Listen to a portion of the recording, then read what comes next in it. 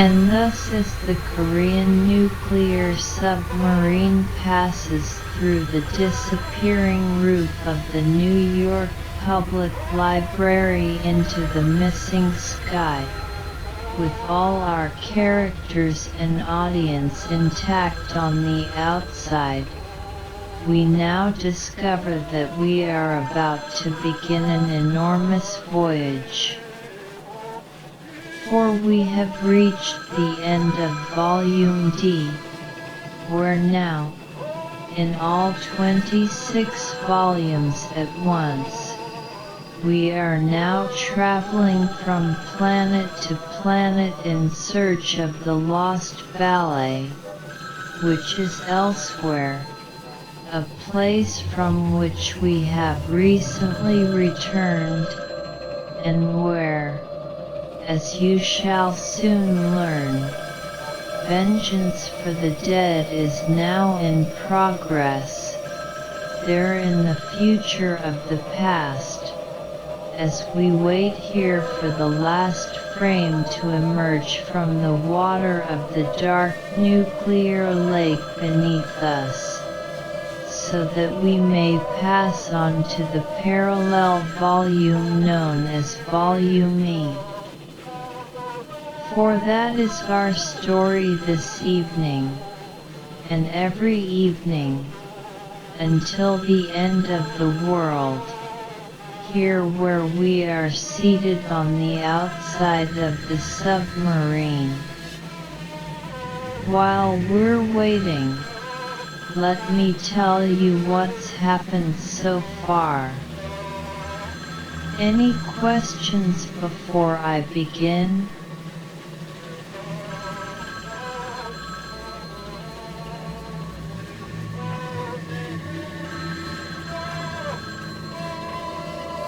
On May 23, 1993, wax or the discovery of television among the bees entered the internet, projected by a cable into a wall. Inside that internet, there are no movies there. And so wax, waiting until the last frame enters the wall, then begins the first movie on the internet, to continue forever, for that is how the first movie on the internet begins, at the first frame after the last frame. A true story, and this is that movie, and in reverse. And so, we begin.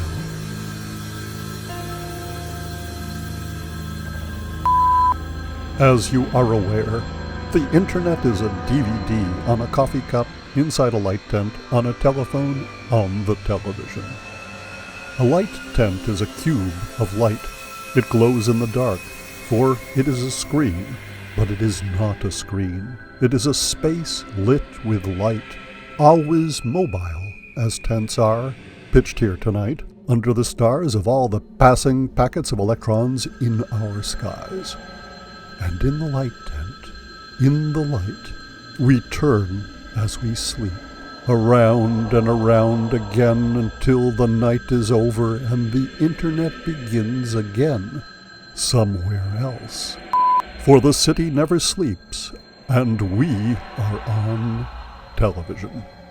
And here on the television, where we are, the program has ended, for it is after midnight, and thus our transmission continues in the visible form of a time synchronization signal sent out all night to the stars, one after the other. I am that transmission. I am a coffee cup rotating in front of a camera all evening long, after the news, after the last commercial, until dawn. And as I rotate, this is what I say. As you are aware, the internet is a DVD on a coffee cup. I could show you how that happens. How the handle of the coffee cup becomes the hole in the center of the DVD. How the interior of the coffee cup disappears into the surface of a flat disc as I spin. I am the first movie on the internet. I am inside a DVD on a coffee cup. I could show you how that happens. How the movie appears between two frames. Between the front and the back of the DVD disc. I am the first frame after the last frame. I am the movie in the DVD on the coffee cup. I am wax or the discovery of television among the bees. I am 999 years, 364 days, 23 hours, 59 minutes, and 48 seconds long. And then it was dark, until dawn.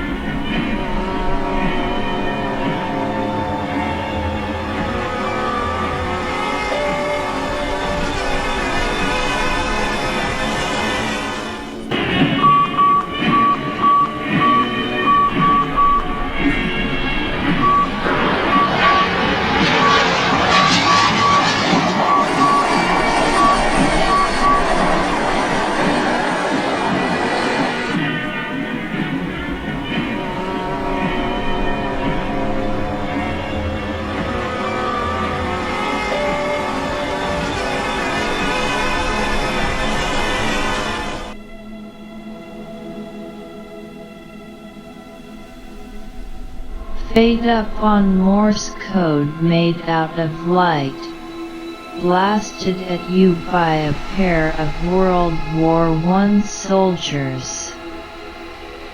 One holds the flasher, and the other flashes the switch that controls the blinking light.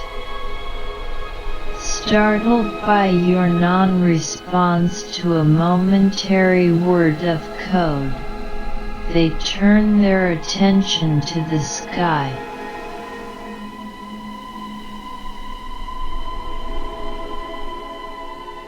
Above you, and above the flashing light, appearing suddenly out of nowhere or out of the past, there, or not, a jet plane, very small, twirling, as it spins out of the wormhole of inattention,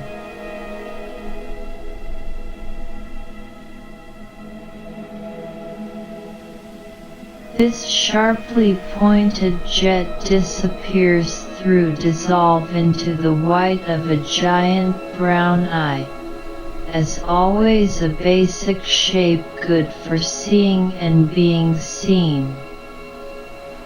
The eye scans from right to left as we watch it, though from the eye's point of view this is left to right. This eye is our hero here.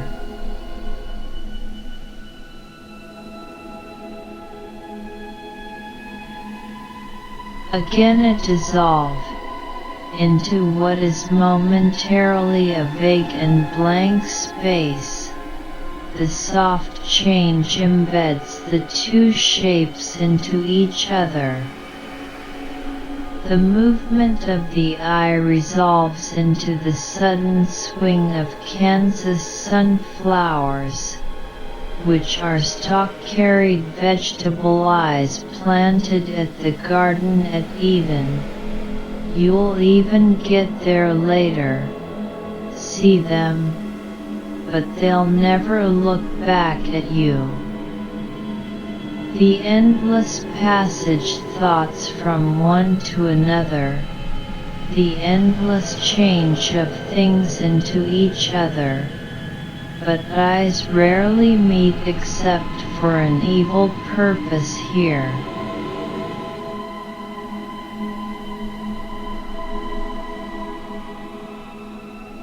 Bees dancing in black and white, like the soldiers flashing to you blankly not more than seconds ago.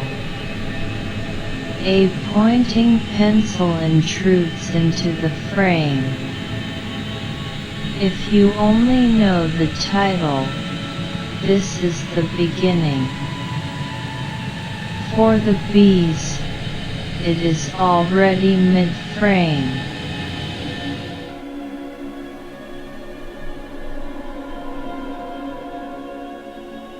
Black and white bees change to much larger bees who are blurred in color and move with a strange frenetic motion.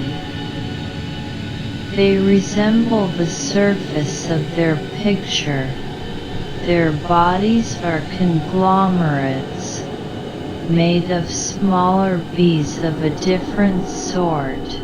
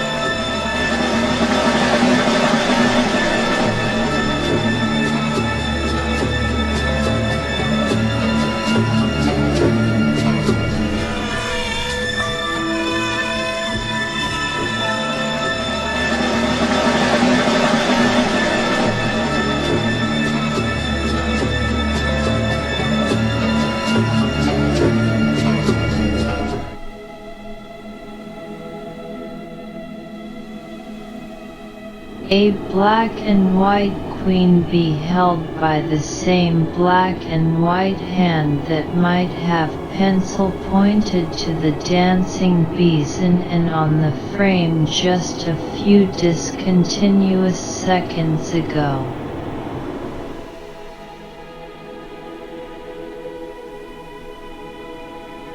The color eye, which may or may not be on another part of the body connected to the black and white hand we just saw, which itself may or may not be the user of the pencil seen even before that. And so by such a sequence we enter the cloud of unknowing, or at least the cloud of instant forgetting. This eye must be seeing something, the shots that surround it in time.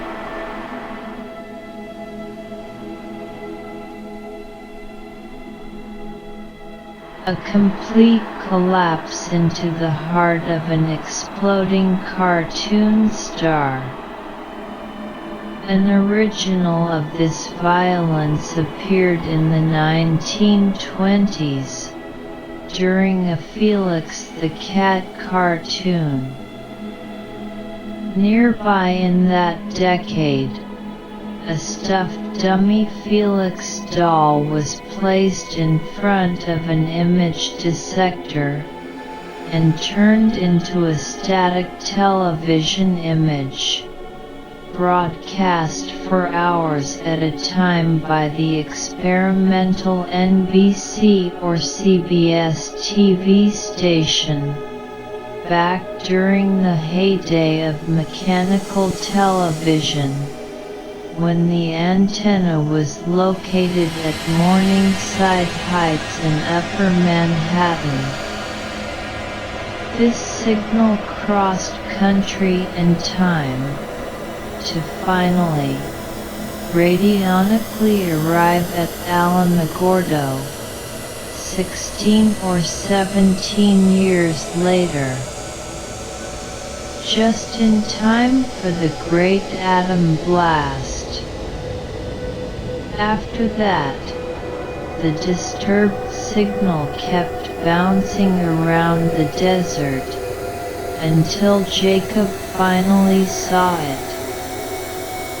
You'll see how.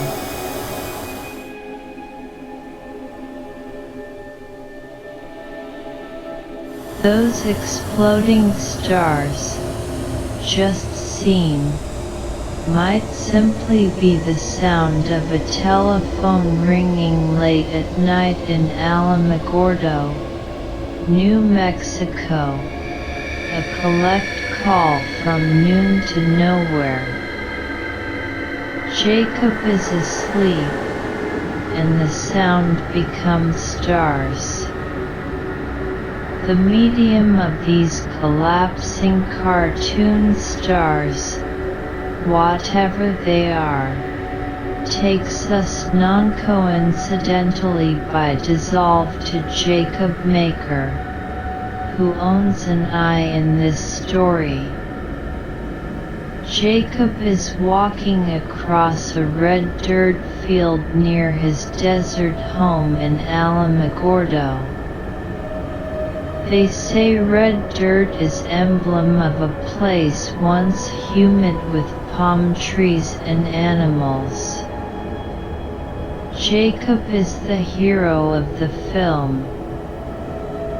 Beyond him is a white strip of white sand, his penultimate destination in the story of his story.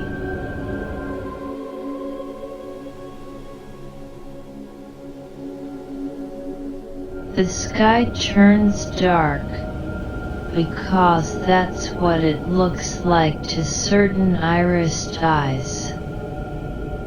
All around Jacob's head, scribble-like shapes appear.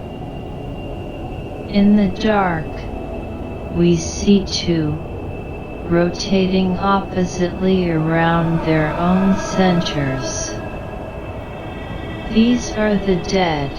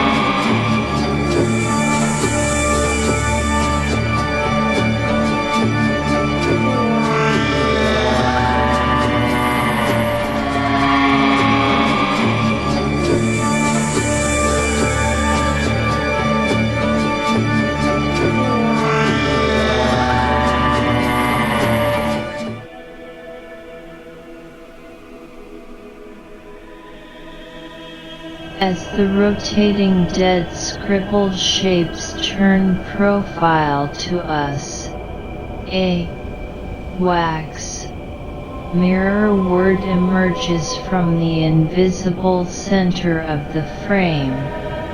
Now, before, and after. The frame holds wax, word, and image. Wax travels right, and XAW travels left in this title mirror. The English hearing ear registers SA and bounces it back to the opposite, C. The English reading eye pauses, counterintuitive, yet ordinary. Alternate dimensions are at work.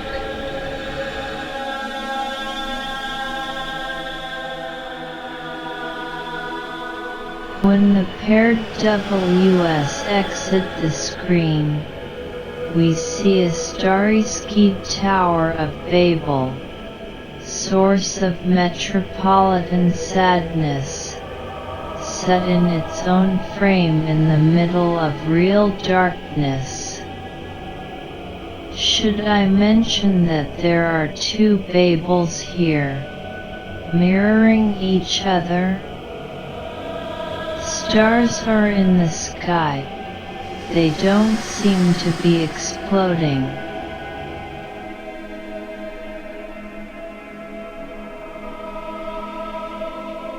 An unfortunate return by dissolve to the collapsing cartoon stars from that ancient Felix the Cat cartoon. In his own cartoon world, Felix was often the victim of a temporary supernatural dread. If you could spill out the rest of this moment of his cartoon right now, you'd see the cat beast in mortal combat with his own shadow.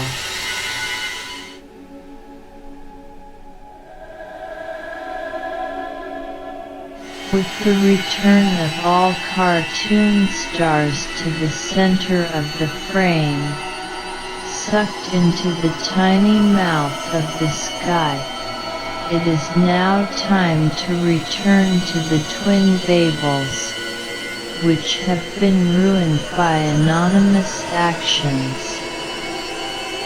Perhaps by the collision of all those collapsing stars.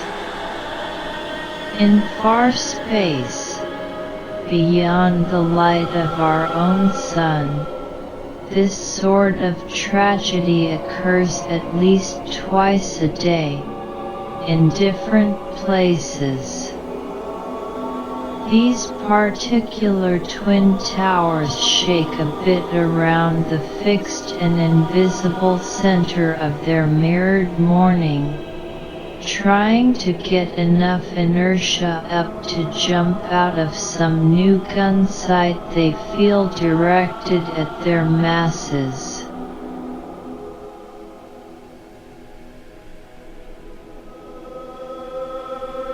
Now, the dead letters have decided time for the title. At the top of the frame, we see wax, each letter on its own path. Various alternate spellings are intimated. What is the real difference between XAW and wax?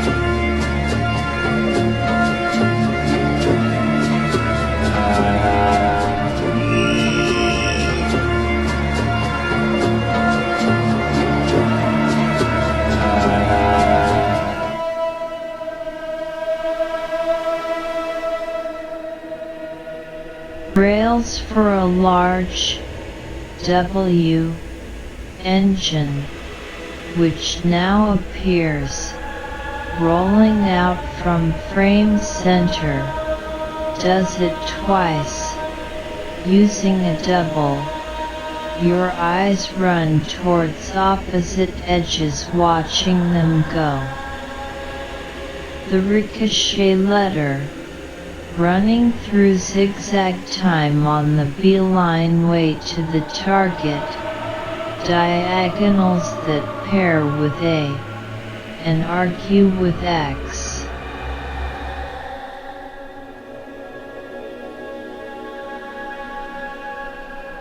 A very temporary darkness gives way to the spectacle of an X shape giving birth, pushing identicals of itself out through its limbs. This creature lives in the future, at least further on in the movie, which usually counts as a form of future.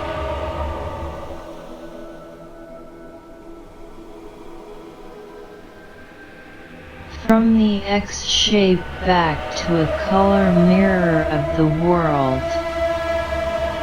In the background you can see a robot face made out of the left or right corner S of an ARMI rocket bunker at the Deseret test facility. Out of the mirrored center, white-suited identical twins appear. Both are Jacob Maker. Jacob S. doesn't work directly for the army, though it is he.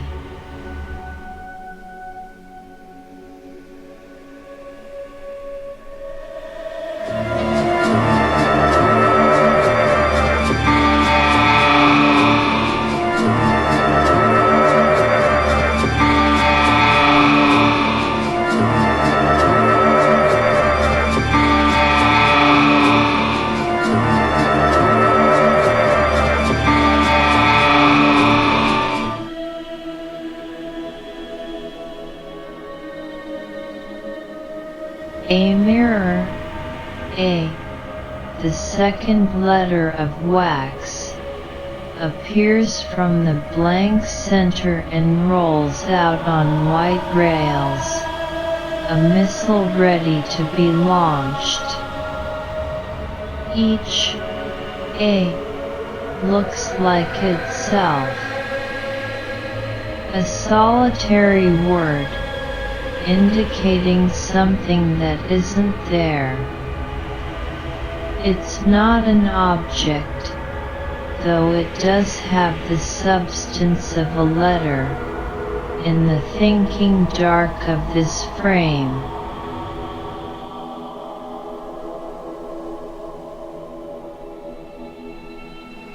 A becomes A on a bubble of water floating in the air. This air is inside the space shuttle, far away, not long ago. The A speaks from the side of the bubble, binding the watery shape, lensing some of the passing light in other directions, to create, on the other and virtual side of the lens image, an almost world inside a proto-thought inside our head, where the hot spot of this lens has been focused. Any letter can become a lens, distorting light and space, if it can attract our attention, bind the fluid of our sight, and float free in our empty mind.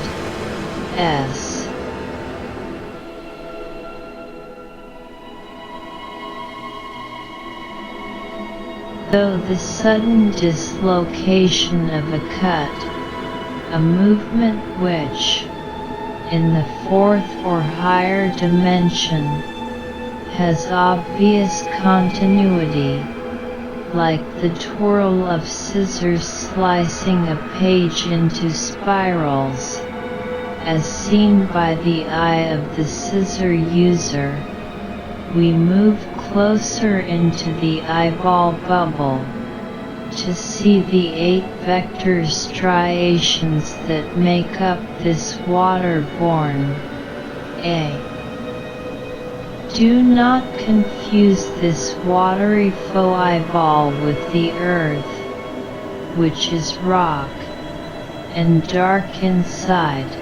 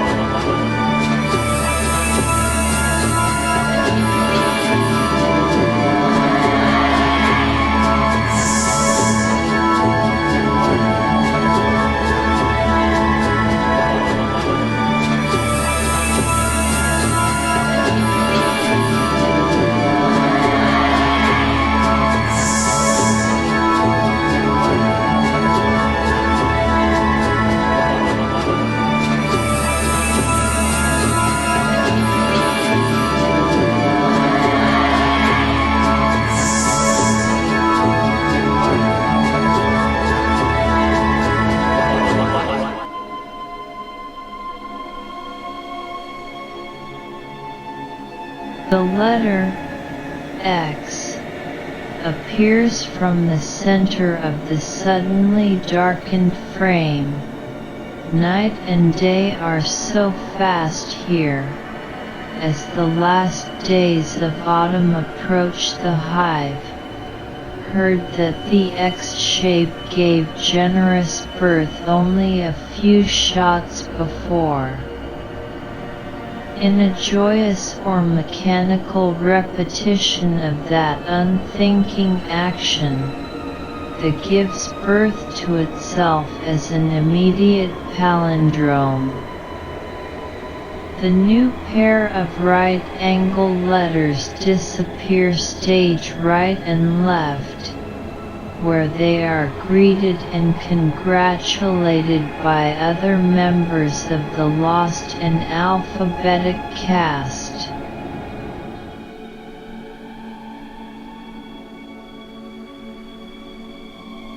The departure of the letters X and X created a temporary darkness, now filled by the sudden appearance of an X.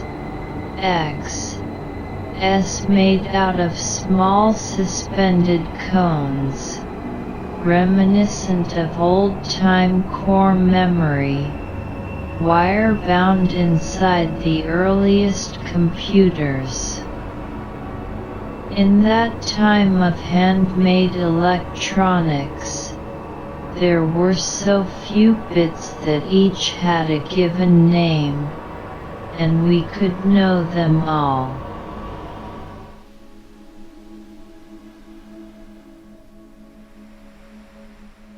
Out of the center of the frame, from a place deeper in the hive, the title, Wax, suddenly appears, made out of pentagons. Icosahedra seen from a funny angle. Rather than leaving like angels, these vowels slide flat along the picture plane. Flatland worms.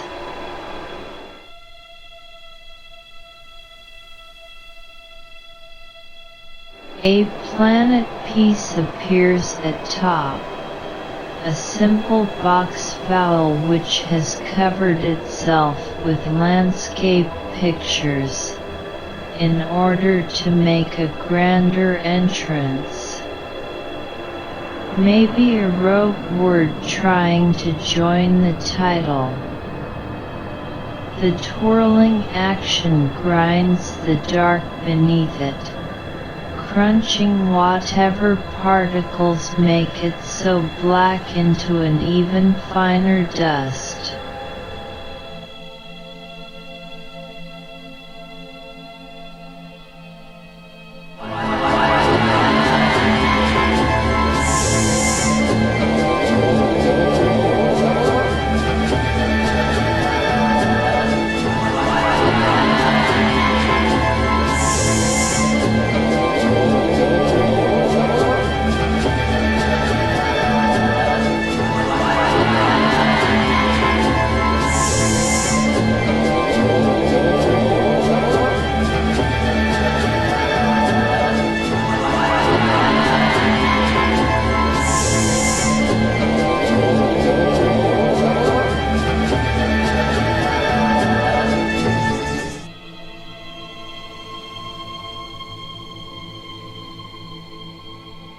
The word, wax, made fully out of vector lines births out of the empty invisible center line, left and right-handed, with the void as joining body.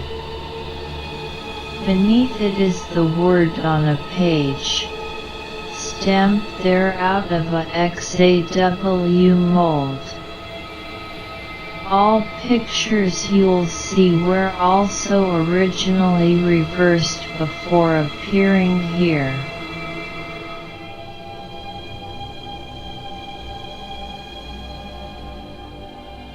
The black and white jack one-eyed face of Jacob Maker, in the dark, looking up, perhaps at the landscape letter that appeared a moment before, or at that jet that spun out of discontinuous time at the start of the film. The eye blinks out messages, and up they go. Might be we've caught Jacob out at his hives, glimpsing through his bee veil at the unblemished darkness beyond. Actually, the first time Jacob is at his hives, he looks up, and so looks like this, as you will see.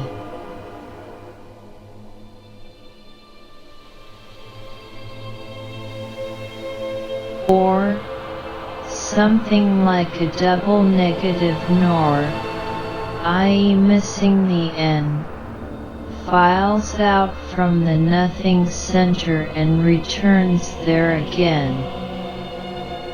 Or is always a temporary word, on the way to a choice. Pause here, before you have to know what your alternates are. Of course, in this world there are bad choices behind the upholstered doors.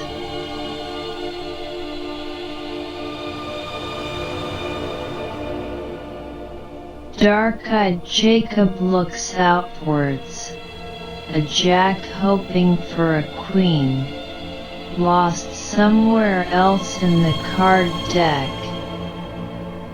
He is reading the titles, just as we are reading them.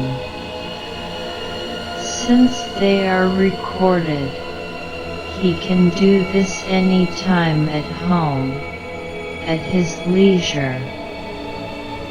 Unfortunately, it seems to be all he does these days. The second time Jacob is at his hives, he will look out, and you will see this then, just as you see it now.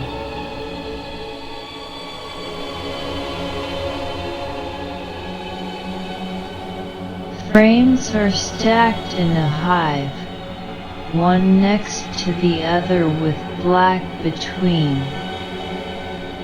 The combination of thick frames and blank spaces makes the box shape of the hive. Pictures here have no depth, laid one atop of the other without filling or creating any extra space at all. Out of the center of the frame, of the space between frames, the word "the" emerges. A figure climbing a ladder in a MyBridge sequence, going nowhere, and locked there on the ladder, may be looped en route. Or a newspaper word made into bold light rolling across the facade of that building in Times Square. It exits both ways. It will come rolling back in a few seconds from now. This "the" is the that repeats. It is the plural "the" that defines the darkness in the hive, that emerges from between the frames to speak itself. Okay, we speak it, and don't get shook up in speaking it, the "they."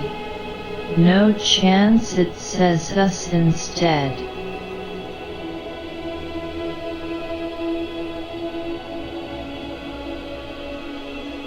For the third time, Jacob's face stares out, too close to focus, you might think.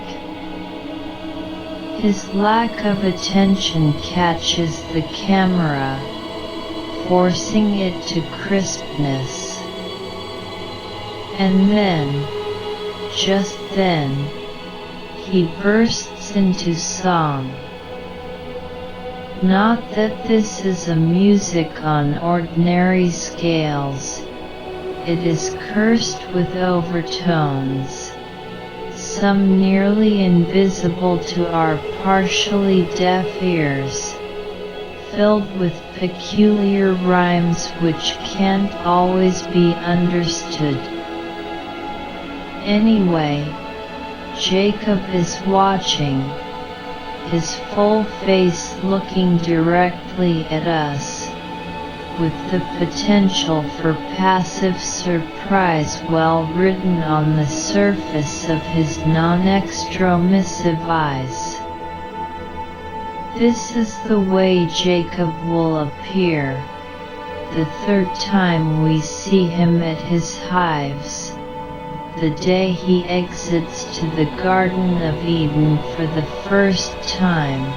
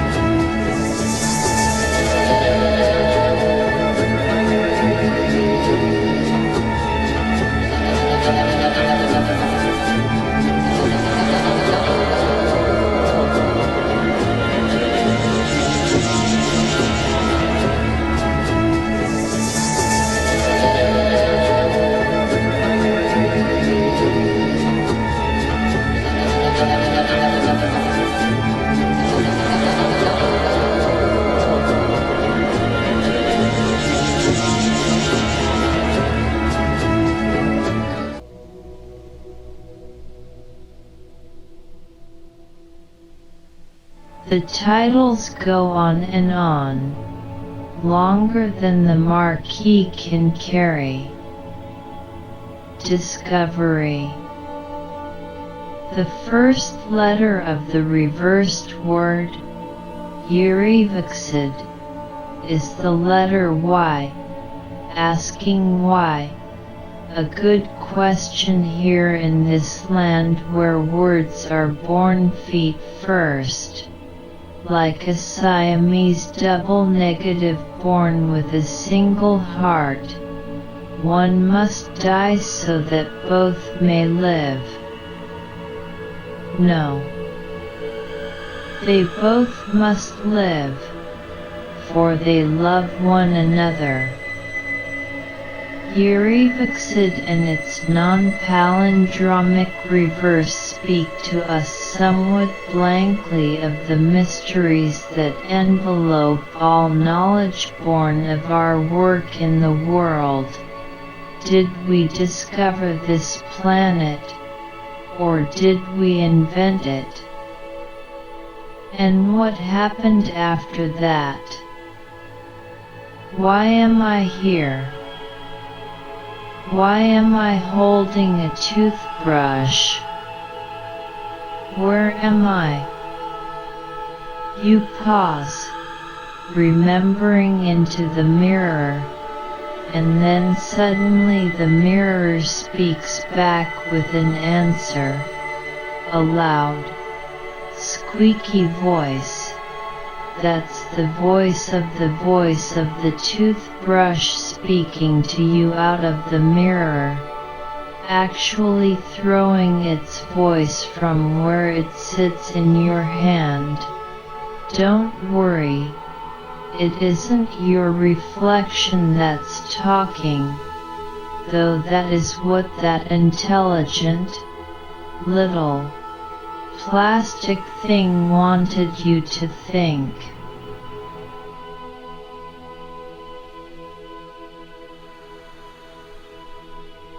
Elated by the sound of discovery in the air, unknown bees buzz in vague shapes against the blue void. They are seen from Jacob's point of view, as we look through his helmet, hearing his voice in our teeth. Perhaps that sound is simply the buzz of the bees.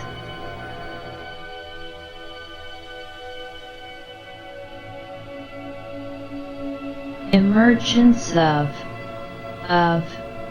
letters plucked out of, from. Formed out of a circle pair connected by straight lines arranged in perfect triangles. Look closely, and you will see. Too close, you'll only see the triangles and straight lines. Actually, that's the F. It is so easy to get lost here. Of, sometimes pronounced OV, which is almost love. An archaic form of from, indicating the sort of love that the lizard shows its young after birth, or that the X shape seen a moment ago shows to the little X's born out of its appendages.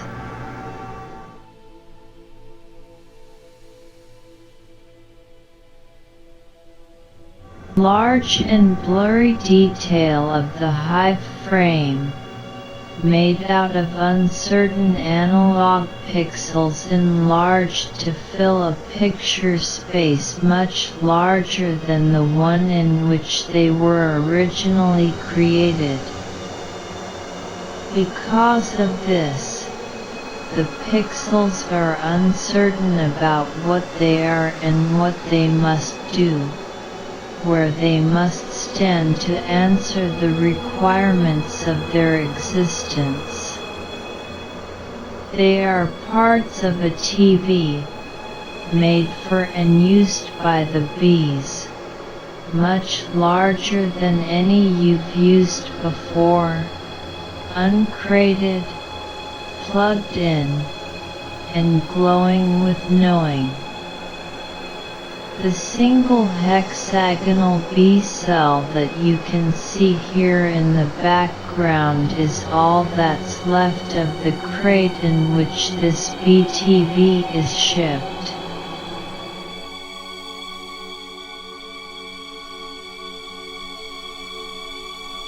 On the television, television spells in both directions. In reverse, this word starts with no ISI. SI is yes in Spanish and if in French. In English only this is no IC, and finishes with the mysterious exclamation, "Violet," which might be the name of an artificial language you can see but not read.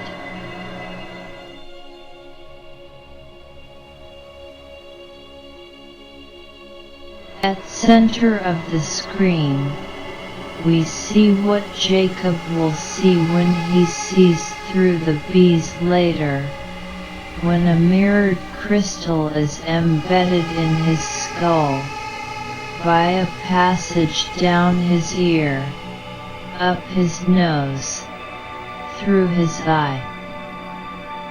This is the point of view of the bees looking at themselves through Jacob.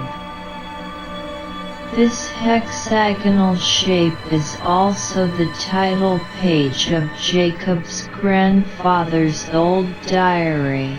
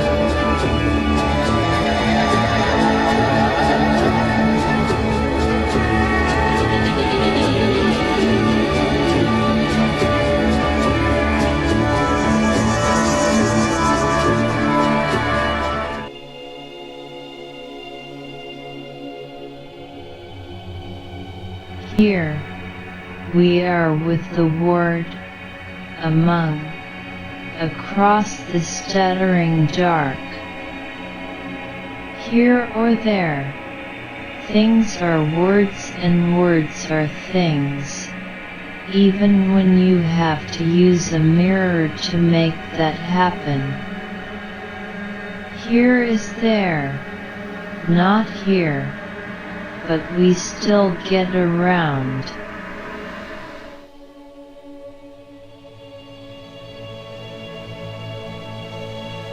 Color bees, uncertain in their shape, tiny etheric sub-bees swarming to create images of bees. Elements of recorded randomness that take on the appearance of perfectly remembered history, just by looking like something or other.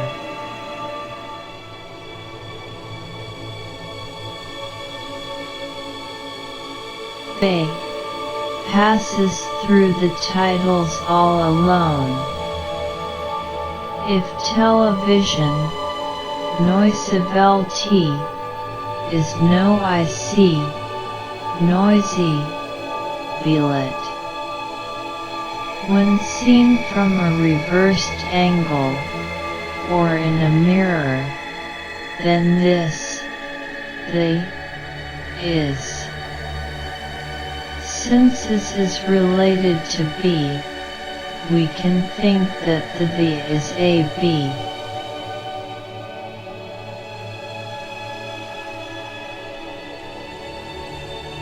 That the is actually identical to the hand-trapped B seen again and again, unfree. Speaking of that, or this, B, you will eventually learn that it, the bee, or the bee, is a queen from the original hive of Mesopotamian bees, gathered in Basra by Zoltan Abbasid. Read on. View more.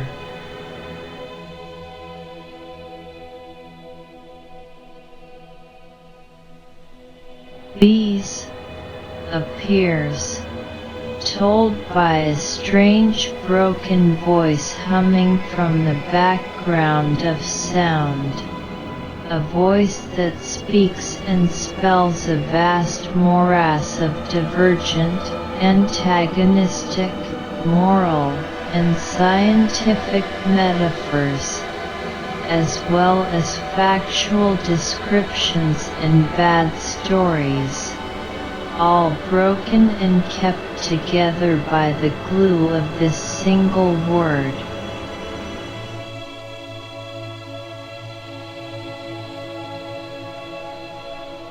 Keep your eyes have widened their focus, and you can take in more than just words. You're ready for the movie. Let's say it's as if you were on the space shuttle, working some screen.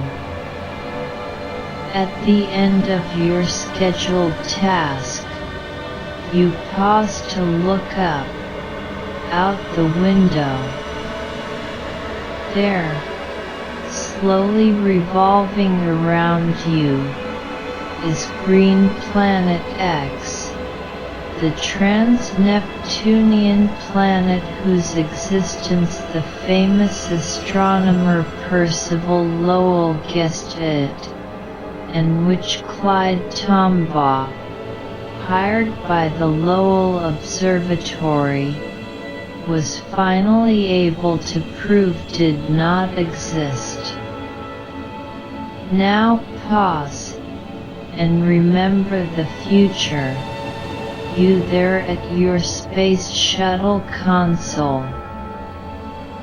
Mr. Tombaugh, who appears later in this movie, did discover Pluto, which is beyond Neptune, but in doing so he also managed to prove that it wasn't the exact planet X that Lowell predicted.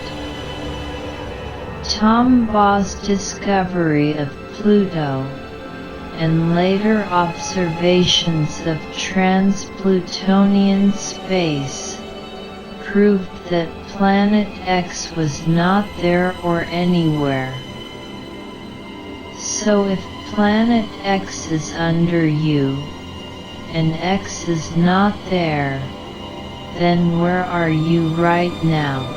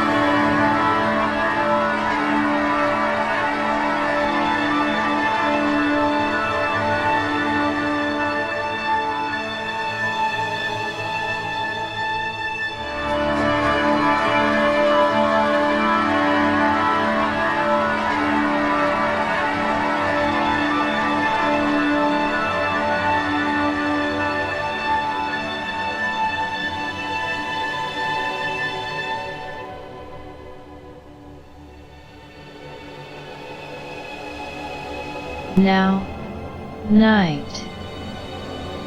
You are back on Earth, watching this sentence. It is the end of a movie you didn't get to see. Pause and wait for it to really be over.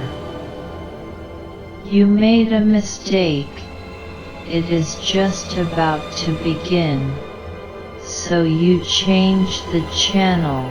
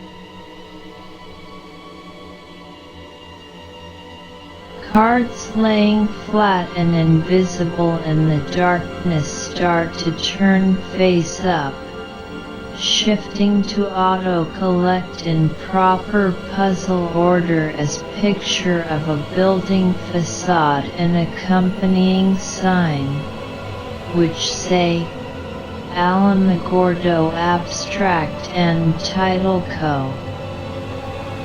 Wandering from place. You sometimes have the habit of returning. Maybe it isn't a habit. It is an accident of the hill slopes and water terrain of your satellite world, to places you've visited before, and even to some place like home. When you do wander in from the endless prairie or desert, where ideas string together one after, to a place you know and have known, often a weighty feeling of sadness hits, as you realize that here, ownership is formal, and ideas are owned. Fill up the canteen and get out of town. But if you need it, they say that there's always a job waiting for you at the abstract and title company. That's the way it is with Jacob, who'll spend most of the last days of his life wandering around on national, public land. Considering how things end up for him, it may not be much better than a job with the government.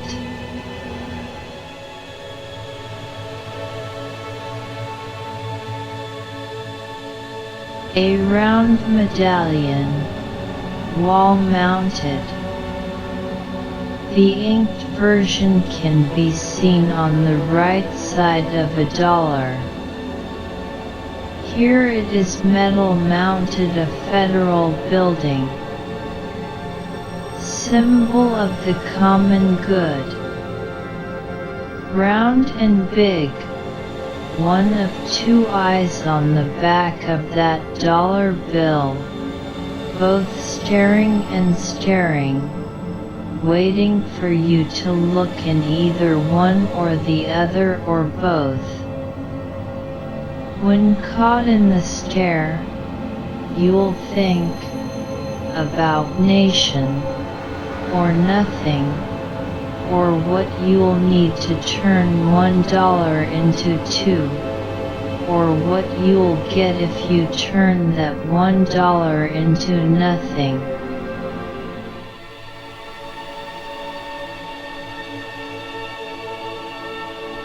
Left side of the dollar, though on the left if seen through the front, when held up to a big light, looking for watermarks or holograms or secret perforations made by the person who left you this bill as a gift in the middle of the street. Peace be with you, as you wander from planet to planet.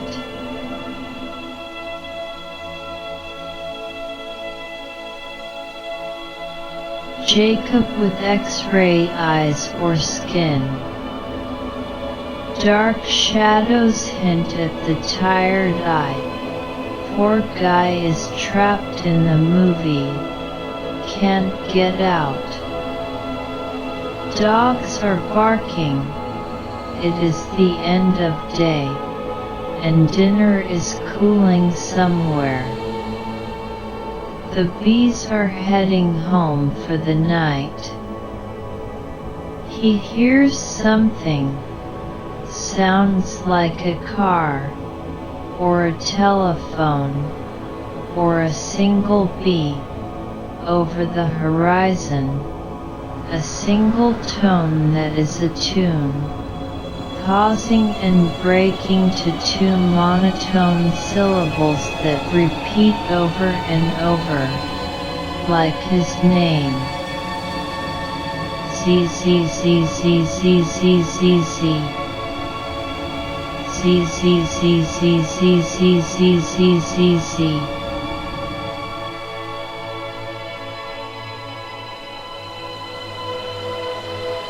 Either in Jacob's head, or in the head of that noise calling, is a softly floating point of view poised above the outskirts of Alamogordo, looking down and beyond, to the desert, or to identify what is in front of that eye, the Army's Deseret Test Facility. Desert was the name for the land of the honeybee in the political history of the Mormons, as well as the language of the Jaredites, a now vanished lost tribe of people who came from vicinity of Tower of Babel and, I think, arrived on this continent aboard a submarine vessel.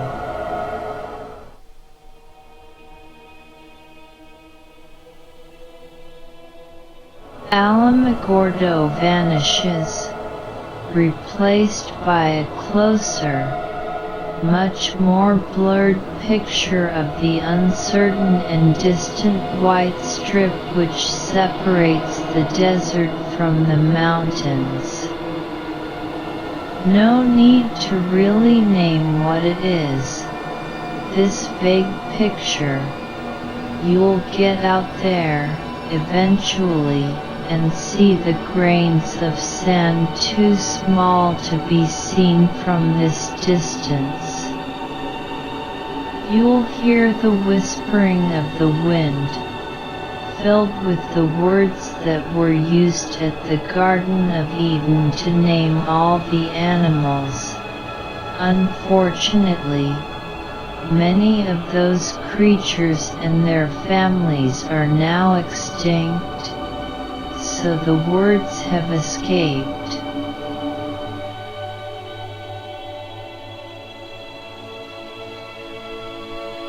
The shutter blinks, and time moves ahead in installments.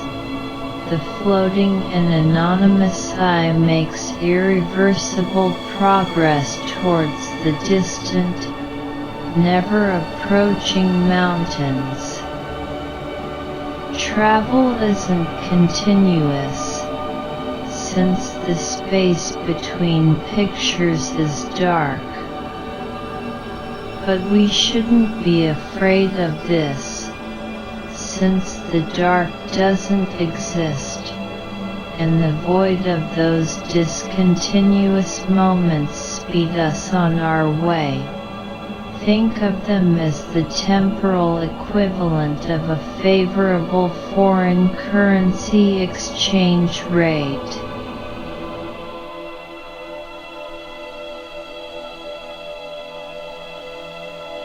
Our eyes now lose their eyes in the distant, unfocused snow of the white sands.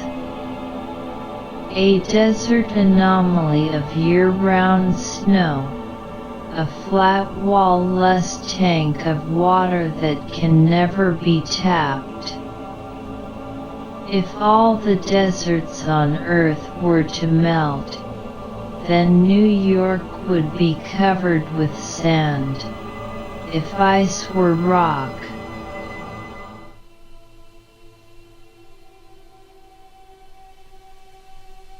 There in front of us, far away, long ago, a small black figure runs on a white snowy path. The desert sands have melted into glass, creating an unclear lens that lets us see too far, from here all the way to the Antarctic. When the Ice Age ended, and the poles shrunk from 100% coverage of the Earth's crust, retreating towards the interior core of the now colder planet, they left behind anomalous regions like white sands and deseret. Here, just above the sand level, the newly revealed land surface, old topographic memories swirl, haunting the human walker and local small animals with phantom gravities, and occasional mirage-like pictures from the past.